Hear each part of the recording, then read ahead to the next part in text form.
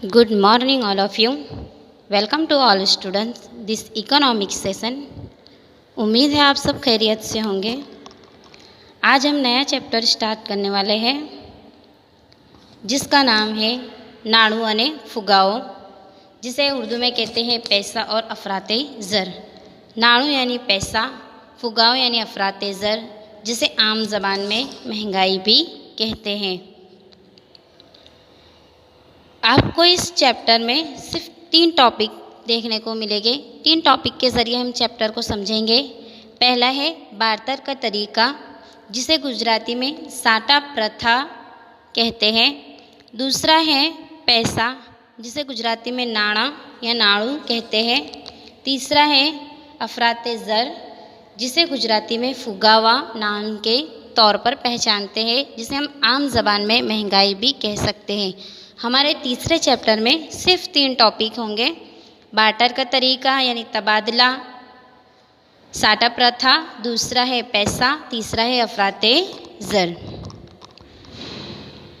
अब हम देखते हैं कि बार्टर का तरीका यानी क्या, साटा प्रथा यानी क्या। बार्टर का तरीका यानी अशिया का तबादला, अशिया या खिदमत के बदले दीगर अशिया या खिदमत लेने का रिवाज। यानी कोई चीज़ के बदले में कोई दूसरी चीज़ लेते हैं हम, तो उसे बार्टर का तरीका या साटा प्रथा के तौर पर पहचानते हैं। जैसे पुराने ज़माने में लोग गेहूं के बदले में चावल वगैरह ख़रीदते थे, या चावल के बदले में दूध। कदीम ज़माने में इंसान अपने पास मौजूद सामान खिदमत देकर अपनी ज़रूरत के साथ दूसरे सामान और खिदमत हासिल करने की कोशिश की थी। इस तरीके या इस रिवाज को बार्टर या तबादला कहा जाता है। ये अपने पास जो कुछ चीज़ भी मौजूद है, जो अशिया है, तो अपनी ज़रूरत को पूरी करने के लिए वो चीज़ें देकर अपनी ज़रूरत को पूरी करने की चीज़ें खरीदना या उसके बदले में लेना, वो कहलाता है बार्टर का तरीका या तबादले का तरीका, जिसे एक्सचेंज भी कह सकते हैं। यानी अपनी ज़रूरत की चीज़ के लिए अपने पास जो सामान, जो चीज़ मौजूद है, उसके बदले में अपनी ज़रूरत का सामान या खिदमत लेने का तरीका। जैसे आप स्क्रीन पे देख रहे होंगे कि लोग गेहूँ चावल वगैरह देकर अपनी ज़रूरत की दूसरा सामान खरीदते हैं। पुराने ज़माने में ऐसे ही होता था कि दुकान वगैरह हो या किसी के घर से चावल देकर गेहूं खरीदे जाते थे। दूध, अगर किसी के पास बैल गाय भैंस वगैरह हो तो सामान देकर दूध खरीदा जाता था, या गेहूं देकर कपड़ा खरीदा जाता था। ऐसे अपनी ज़रूरत की चीज़ें खरीदी जाती थी। अब आता है हमारा बार्टर का तरीके के नुकसानात या हुदूद, कि ये तरीका हमें क्यों छोड़ना पड़ा। इब्तिदाई वर्षों में गांव के माशरे खेतों के बाहमी राब्ते और एक बहुत ही दिलकश ज़रूरत के साथ आम जिंदगी थी। पुराने ज़माने में गांव में खेती बाड़ी करके लोग एक बहुत खूबसूरत सी ज़िंदगी गुजारते थे। लिहाजा इंसान बार्टर के तरीके के ज़रिए अपनी ज़रूरत को पूरा करता था। पहले के इंसान, कदीम ज़माने के इंसान क्या करते थे, बार्टर के तरीके से ही अपनी ज़रूरतों को पूरा करते थे। जो अपने पास सामान मौजूद है, खेती की पैदावार वगैरह करते थे, तो जो सामान अपने पास होता है वो सामान देकर वो उनके पास जो सामान नहीं होता, जिनकी उन्हें ज़रूरत है, वो सामान को वो की लेन देन करते थे। मिसाल के तौर पर एक किसान गेहूँ की पैदावार करता है और उससे खुद इस्तेमाल के लिए रखता है, और चावल और कपड़ा हासिल करने के लिए इजाफी गुण देता है। जैसे आप देख रहे हैं कि कोई एक इंसान है पुराने समय में, वो खेती में गेहूं की पैदावार करता है, लेकिन उसे गेहूं वो अपने खुद के लिए इस्तेमाल करता है, लेकिन वो और भी ज़्यादा गेहूं की पैदावार करेगा ताकि वो गेहूं के बदले में उसकी ज़रूरत की चीज़ चावल कपड़ा वगैरह दूसरी चीज़ें ले पाए। वो गेहूं की पैदावार ज़्यादा करेगा ताकि वो उसके बदले में दूसरी चीज़ें खरीद पाए। नेज़ जैसे ही माशरे और माशी दुनिया की तरक्की, आबादी की ज़रूरत में इजाफ़ा, तब्दीली और ज़्यादा खुद इख्तियारी होना शुरू हुआ, तब से ही सनतकारी, शहरकारी, मजदूरी की तकसीम और ख़ास तौर पर तबादले का अमल महदूद हो गया। अब हम बाहमी लाहिका लेन देन कम हुआ और ज़रूरतें भी ज़्यादा हो गई। जैसी जैसी माशी तरक्की बढ़ती गई, जैसे ही नई नई टेक्नोलॉजी का उपयोग होता गया, लोगों की ज़रूरतें ज़्यादा बढ़ती गई। लोग सनतकारी, शहरकारी वगैरह के ज़रिए काम करने लगे। टेक्नोलॉजी ज़माना आ गया, टेक्नोलॉजी का इस्तेमाल करने लगे, इंटरनेट का इस्तेमाल करने लगे, तो लोगों की ज़्यादा ज़रूरतें बढ़ती गई और ये अमल को महदूद होना पड़ा। तबादले के अमल को रुकावटें उसमें आने लगी। अब आता है हमारा बाटर का तरीके के नुकसानात। उसमें कौन कौन से ऐसे मर्यादा या हुदूद होते हैं। तो पहला यानी कौन कौन सी ऐसी चीज़ें हैं जो हमें बाटर के तरीके में रुकावटें पैदा करती है या बाटर के तरीके से हमें नुकसान पहुंचते हैं।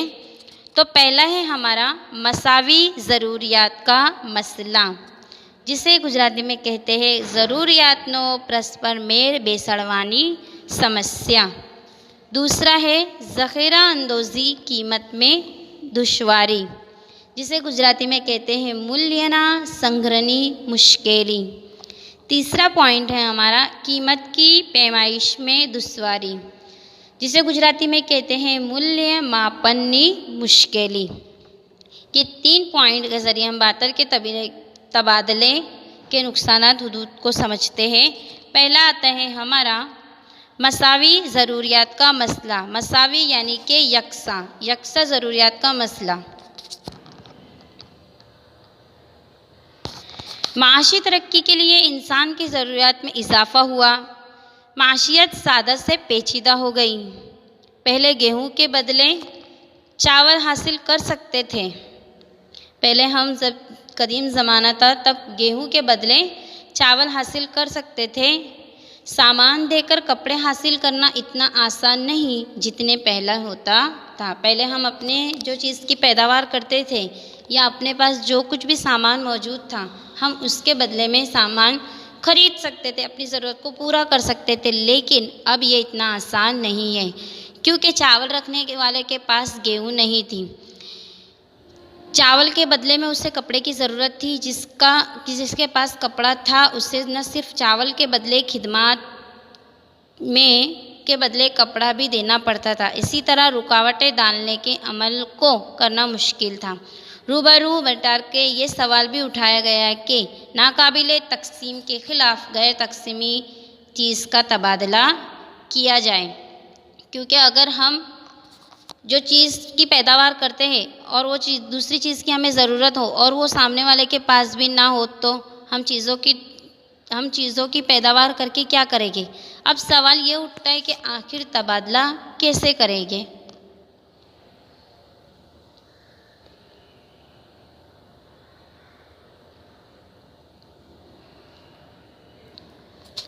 क्योंकि जो चीज़ की हमें ज़रूरत है, मिसाल के तौर पर कोई एक किसान है, उसने गेहूं की पैदावार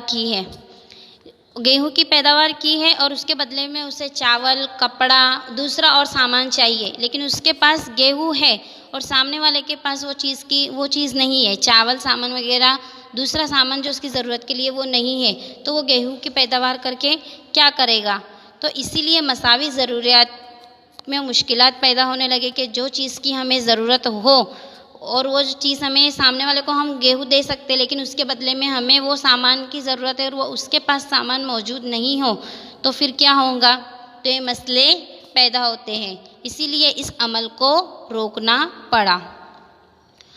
उसके बाद हमारा दूसरा है ज़ख़ीरा अंदोज़ी कीमत में दुश्वारी, जिसे मूल्यना संग्रामनी मुश्किली कहते हैं।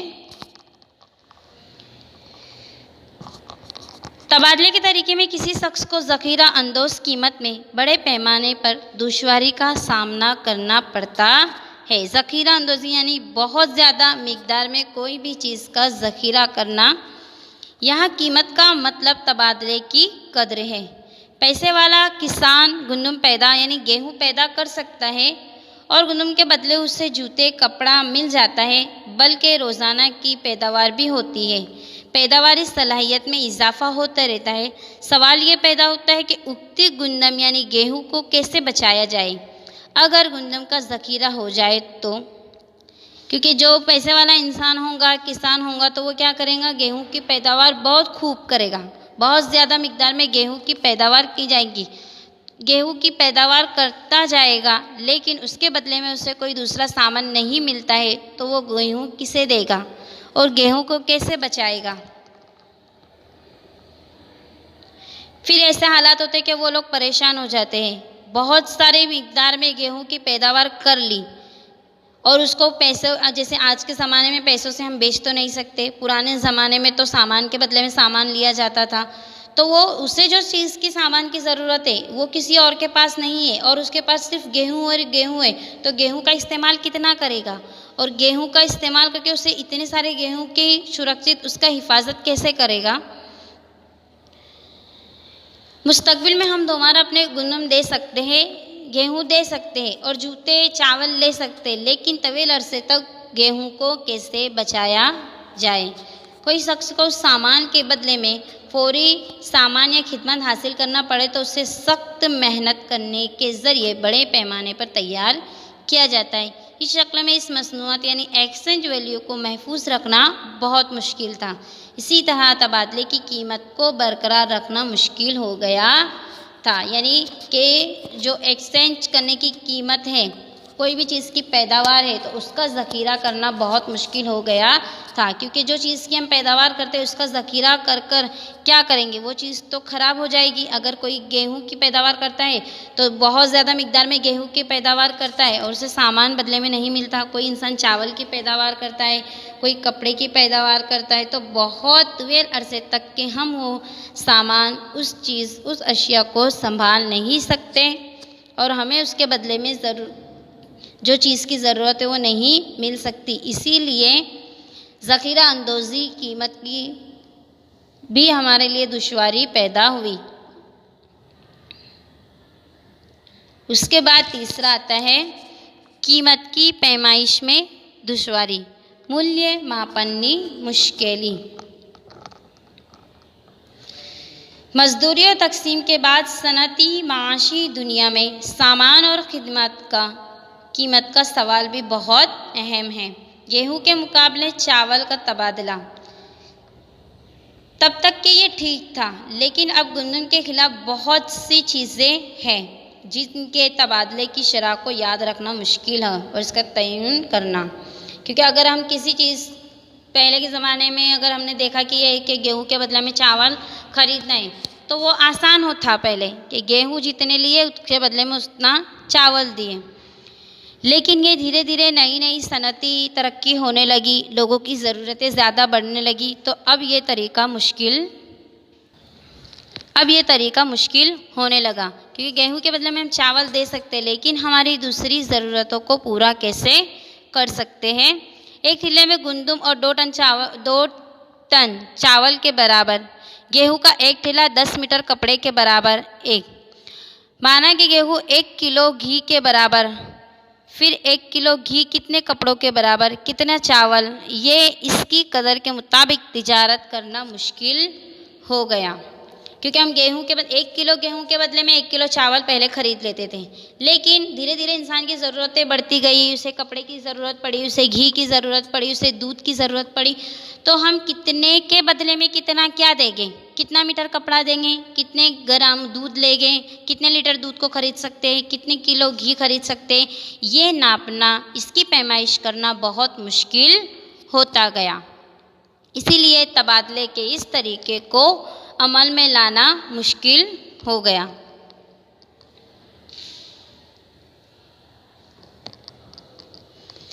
लिहाजा एक आम मेयार भी ज़रूरी हो गया। इसी तरह ज़रूरत से मिलने वाले मुश्किल की वजह से कीमत जमा करने की ज़रूरत और कीमत के खात्मे के बाद पैमाइश के तौर पर एक मीडियम रखने की ज़रूरत है और पैसा दरियाफ्त हुआ। उसके बाद क्या हुआ, ये तमाम तबादले का जो अमल है उसमें रुकावटें पैदा होने लगी, लोगों को मुश्किलात आने लगी, दुश्वारी होने लगी सामान खरीदने में, सामान देने में, पैदावार करने में, पैदावार के ज़ख़ीरा करने में मुश्किलात पैदा होने लगी। इसीलिए इस तरीके को नाबूद किया गया और एक नया तरीका दरियाफ्त किया गया जो है पैसा, यानी कि चीज़ के बदले में पैसा देना या पैसे के बदले में चीज़ देना। हम इसको नए सेशन में देखेंगे कि पैसे का इस्तेमाल हम कैसे करते हैं, पैसों के बदले में चीज़ को कैसे खरीदते